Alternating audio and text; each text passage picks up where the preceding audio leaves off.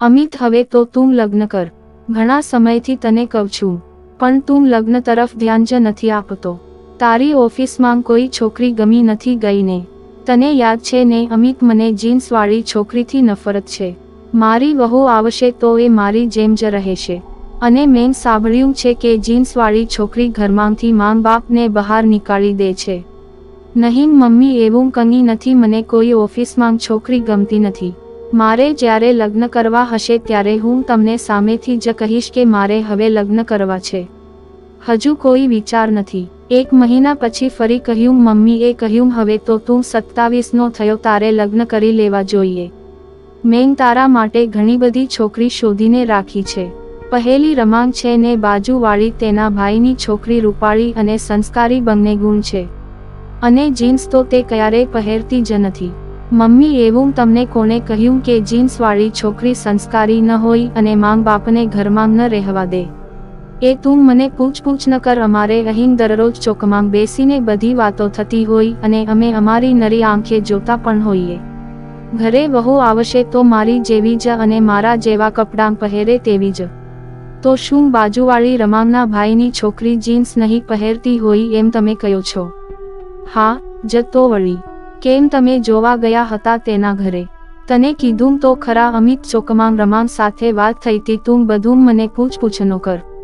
તમે તેની સાથે લગ્ન કરવાનું નક્કી કરો છો અને પછી એમ કહો છો કે બહુ પૂછપરછ નહીં કરવાની. કરવી તો પડે જ ને તમારે તેની સાથે મારા લગ્ન કરાવવા હોય તો.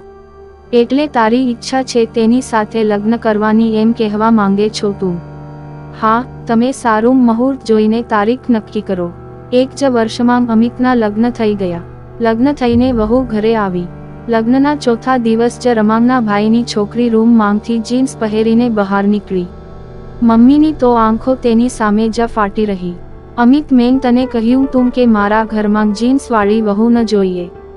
માં, પસંદ કોને કરી પહેલા મેં કે તમે?